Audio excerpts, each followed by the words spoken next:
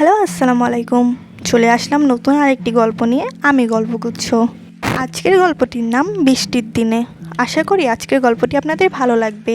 So বেশি কথা না বলে আজকের ভিডিওটি শুরু করি। কোনো এক বৃষ্টির দিনে দেখেছিলাম তোমায়। সেদিন সাদা থ্রি পিসে কি অপরূপ লাগছিল তোমায়। দুটি চোখের দিকে গিয়েছিল আমার চোখ। চলে গিয়েছিলাম কোনো এক ঘোরে। সেই চোখ দুটি আছে আজও আমার মনের ভিতরে। আজও যাই সেই অজানা ঘোরে, বয়ে যায় দেহে এক অদ্ভুত শিহরণ। দিনটি ছিল 2016 সালের 24শে আগস্ট। সেদিন দেখেছিলাম তাকে প্রথমবার। 22 বছর বয়সে প্রেম কি বোঝা হলেও কখনো কাউকে ভালোবাসা হয়নি। প্রথম কারো চোখের দিকে তাকিয়ে হারিয়ে গিয়েছিলাম আমি। দেখেছিলাম তাকে বাস স্ট্যান্ডে। তার দিকে চোখ পড়তে না পড়তেই নেমে এলো বৃষ্টি। বৃষ্টির মধ্যে বৃষ্টি বিলাসী বৃষ্টি উল্লাস করছিল। মুগ্ধ হয়ে চেয়েছিলাম তার দিকে, আর নাম দিলাম তার মিষ্টি। হঠাৎ করে বৃষ্টি থেমে গেল, আর সেও কোথাও উধাও হয়ে গেল। ভেবেছিলাম দেখা হবে না আর, কিন্তু ঠিক দুদিন পরে দেখেছিলাম ঠিক একই জায়গায় একই স্থানে। আদির গাড়িটি নষ্ট হয়ে গেছিল, আর তার খুব জরুরি তার বাবার সাথে দেখা করার ছিল। তাই সে বাসে উঠে বসলো। আমার যাওয়ার ছিল কলেজে, তাই বাসে উঠে বসলাম। দেখলাম সেই ঘোর লাগা চোখ দুটি এগিয়ে আসছে আমার দিকে। কপাল করে মেয়েটি বসলো আমারই পাশে। অজানাভাবে চলে এলো আমার মুখে একটু মিষ্টি হাসি। কিছুক্ষণ পর সে নিচ থেকে বলে উঠল, আপনার মোবাইলটা পাওয়া যাবে? একটা ফোন করতাম। আদি বলল, হ্যাঁ অবশ্যই, কেন নয়। মিষ্টি তার নিজের নাম্বারে ফোন করলো। মিষ্টি বলল, হ্যালো। ফোনের ওপাশ থেকে মিষ্টির মা বলল, তুই কার মোবাইল থেকে ফোন করেছিস? মিষ্টি তখন বলল, ফোনটা তোমার কাছে? আমি তো ভাবলাম ফোনটা চুরি হয়ে গেছে। যাক, বাঁচা গেছে। আচ্ছা মা, কলটা রাখো। মিষ্টি তারপর আদির উদ্দেশ্যে বলল, এই নিন আপনার ফোন, অনেক ধন্যবাদ। আদি বলল, ইউর মোস্ট ওয়েলকাম, এবং মনে মনে ভাবতে থাকলো, এ তো জল না চাইতেই বৃষ্টি।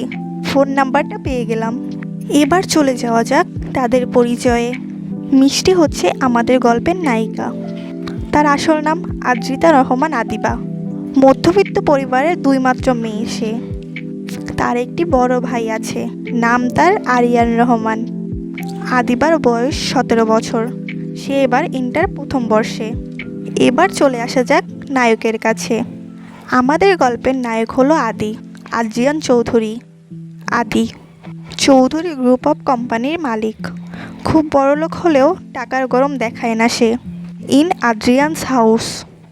আদির বাবা খাবার টেবিলে বসে বলল, আদি, খাওয়া শেষ হলে আমার রুমে একটু এসো, তোমার সাথে একটু কথা আছে। আদি উত্তরে বলল, ওকে ড্যাড। খাবার শেষে আদি, আসবো ড্যাড? আদির বাবা বলল, হ্যাঁ আসো। শোনো, কালকে কলেজে নবীনবরণ, সেখানে তোমাকে অতিথি হিসেবে যাওয়া লাগবে। কাল তোমার অফিসে যাওয়া লাগবে না, কালকে তুমি কলেজে যাবে। আদি বলল, আচ্ছা, ভেবে দেখছি। আদি আর কিছু না বলে চলে গেল। Next day in Adiba's house. আদিবার মা আদিবাকে ডেকে বলল, কি রে আদিবা, আর কত ঘুমাবি? 9টা বেজে গেছে, ওঠ এখন, আজ না নবীনবরণ। আদিবা ঘুমন্ত অবস্থায় বলল, আর একটু ঘুমাতে দেও না। আদিবা যখন বুঝলো কয়টা বাজে, তখন সে বলল, কি, 9টা বেজে গেছে? আয় হায়, তুমি আমাকে আগে ডাকো নাই কেন? 9:30টায় কলেজে থাকা লাগবে। আদিবা তখন তাড়াহুড়ো করে রেডি হয়ে কলেজে চলে যায়। In college. আদি মনে মনে ভাবছে, আরে ধুর, ভালো লাগতেছে না, কি করব এখানে, শুধু শুধু আসলাম এখানে। তার চেয়ে ভালো ছিল মিশনে যাওয়া। হঠাৎ করে আদির চোখ কলেজের গেটে আটকে গেল একটি নীলপরীকে দেখে। আর সেই নীলপরীই ছিল তার ঘোর লাগানো মিষ্টি। মিষ্টিকে দেখে সে মুচকি হাসি দিল আর বলল, আমার মিষ্টি, আমার মিষ্টি পাখি। কিছুক্ষণ পর মঞ্চে নৃত্য পরিবেশন করার জন্য আদিবাকে ডাকা হলো। আদি এখানে তার ঘোর লাগানো চোখে মিষ্টির দিকে তাকিয়ে আছে। হুট করে মিষ্টি উঠে মঞ্চের দিকে যেতে লাগলো। আদি অবাক হলো আর ভাবলো, তার মিষ্টি কেন মঞ্চে যাচ্ছে। পরে তার মনে পড়ল মঞ্চে আদিবাকে ডেকেছে।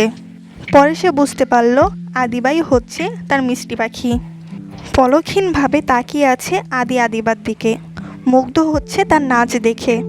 বৃষ্টির দিনে এটি হলো প্রথম পর্ব। আজকের গল্পটি এই পর্যন্তই শেষ করলাম। এর পরের পর্ব নিয়ে আসবো খুব শীঘ্রই। সেই পর্যন্ত অপেক্ষা করুন। আশা করি আজকের গল্পটি আপনাদের ভালো লেগেছে। দেখা হবে এই গল্পের পরের পার্ট নিয়ে। আল্লাহ হাফিজ।